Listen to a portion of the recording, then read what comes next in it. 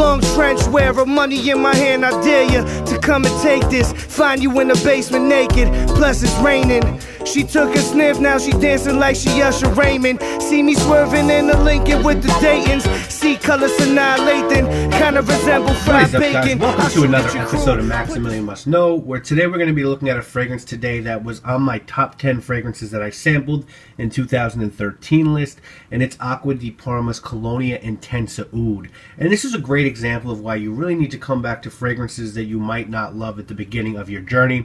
I was really sort of not into oud fragrances when I started reviewing, and it wasn't until I got my nose on Tom Ford's Oud Wood that feeling started to change. Now, I still don't love big stinky ouds like Leather Oud by Dior, but I've started to come around in the more tamer ones. And if you want a lesson on Acqua Di Parma House, please go back and watch the video I did on Fico di Amalfi, which is a beautiful fig scent from the ADP Blue line, and I definitely want to pick up some more of those. I don't love the original Acqua Di Parma lemon fragrance. It's a little too bland for me. If I was going to get a really high-end lemon scent, I would probably pick up Aqua Viva by Profumum Roma. But ADP is a house that I have a ton of respect for. They're a great representation of Italian artisanal products, and they're a niche brand that has made themselves pretty mainstream. They also make great men's grooming and shaving products. Now, this fragrance was launched in 2012. Seems like every house is trying to capitalize on the oud craze, but not every house is doing it the right way. Acqua Di Parma has. Pricing here isn't cheap. There's a 3.3 ounce bottle, which is this guy, for $180. There's a 6 ounce bottle for $257. Presentation is a bit of a step up from their general releases. More on that in a couple seconds. And I got this as a birthday present, and one that I was really happy with. And notes on this fragrance are going to be bergamot from Calabria, Italian orange, Haitian amyris oil, Russian coriander, agarwood oil, which is what the oud is, Moroccan cedarwood, Indonesian patchouli oil, leather accord, sandalwood accord, and musk. Now, as far as your bottle goes, dark Acqua Di Parma bottle with a cap that's not too heavy, but it's very secure on the bottle. You've got a better than decent atomizer, shoots out a really nice stream of fragrance, and batch coating on the bottom.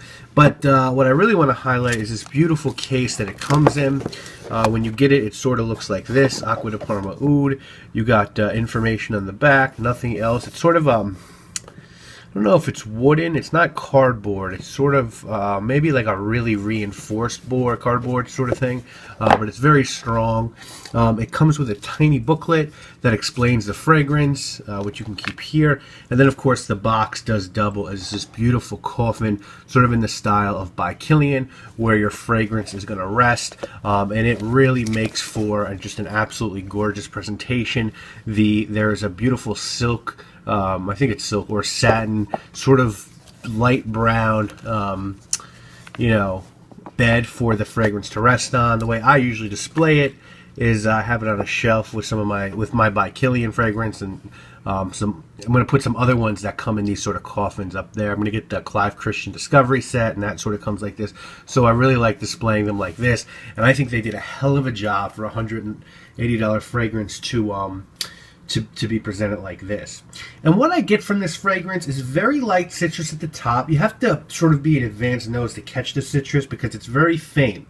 But it's just not like ADP to produce a scent that doesn't have citrus. And when you actually think on it, Italians do citruses beautifully, whether it be Acqua Di Parma or Profumum Roma or Xerjoff. I think that's because Italians really love citrus. They, of course, love making the liquor limoncello. And near the Amalfi Coast, lemons grow to the size of melons. And in Sicily, they also love their oranges and lemons. So with all Acqua Di Parma scents, you're going to get citrus in here, even when they're dialed down a bit. With that bergamot and orange, I think the next two notes that are discernible are coriander and cedarwood. And this isn't Jean-Claude Elena coriander that sort of exists in Declaration and Bigarret, Concentré.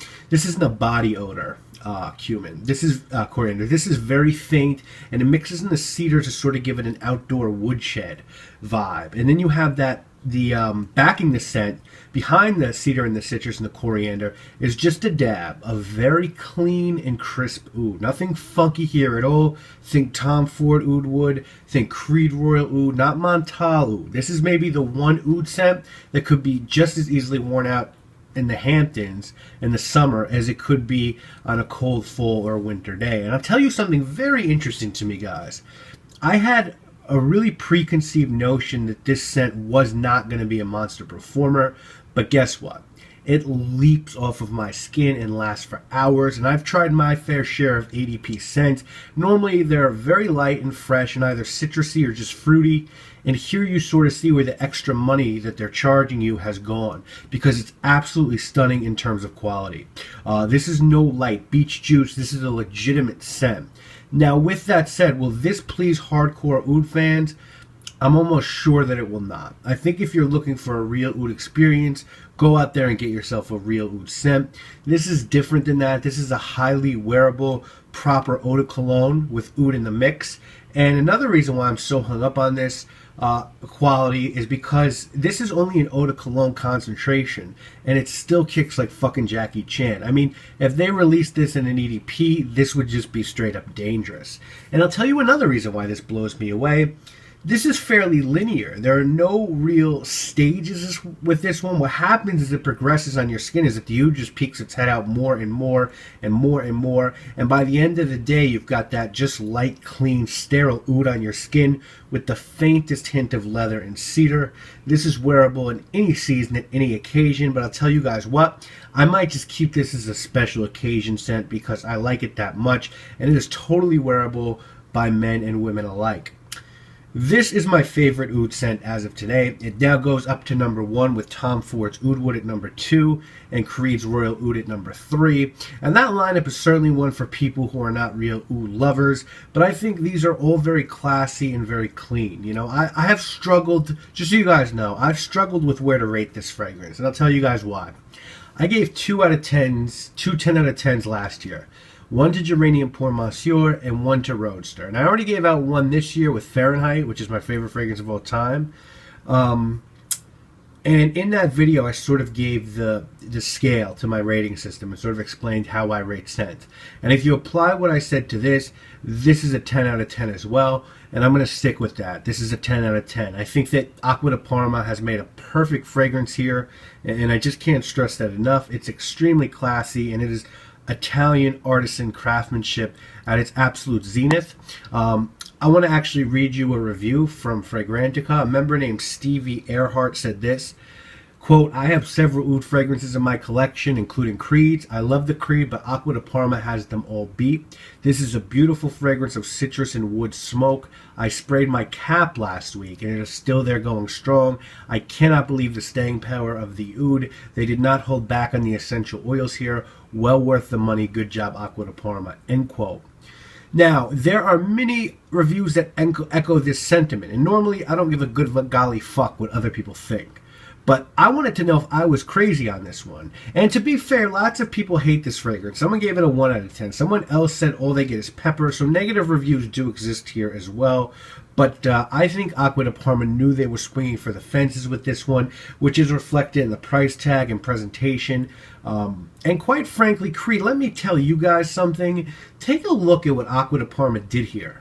With a 100 milliliter eau de cologne that gives me far better longevity than 90% of your fragrances. They priced it at half of what you charge, and they presented it just fucking beautifully. Creed should be taking notes from Acqua Di Parma, and I'll tell you what else. A lot of other houses should be taking notes with what Acqua Di Parma has been able to achieve with this creation. So please check this fragrance out. Let me know what you guys think. You know, let me know if I'm bugging, if you guys think I'm nuts, or if you see what I see in this beautiful fragrance. This is a treasure now. I'm just in love with this. I cannot express it any clearer than that. I think this is top shelf shit, and it's what I'm going to wear when it's warmer out to you know, when I have a special occasion. This is probably what I'm going to go with. And I love that 100 ml is only $180. I think that's a great deal for something of this quality. So I hope you have enjoyed this episode. We will be back next week with 2 episodes. I think next week is going to be either the last sample shop thing from this haul, or it is going to be a my grooming routine, which is coming up very, very soon. That's like a 16-17 minute video, which I think you all will enjoy. I also have another part of my collection coming up. I'm pretty sure it is part 7, but I might be wrong. It might be part 8. But anyway, that'll be coming soon as well. And I got another great review for you guys coming up next week. And just so you know, there's not going to be too many more cold weather scents. I think a couple, maybe 2 or 3 more. And then as spring creeps in and summer gets closer, we're going to start going to real light scent stuff that you can really enjoy in that time of year. We're definitely going to be reviewing something by Xerjoff very soon, something from Oud, Italy, just a lot, something from Atelier. So just a lot of great stuff coming up, a lot of new content. We'll be looking at some designer scents, one of the new Dior Homme flankers. We're going to be looking at stuff from Al Rehab, which I'm sure a lot of you guys know is an Arab brand that makes sense for like under $10 that a lot of reviewers like. So just so much content coming up, all good stuff. I promise you guys, I will never stop. I'm going to bust my ass to do this the way I want to do it. And I can't thank you all enough for the support. Please remember to hit like, that shit comment, that your grandfather's subscribe. invested in. Dad's back, your new shit, I had that. My new bitch is half black. Beamer made the hatchback. I'm having flashbacks of razors in the ass crack. $100,000 all in one inside the trash bag. A bunch of fiends. I'm having lunch in Queens. A lot of hundreds in my dungarees.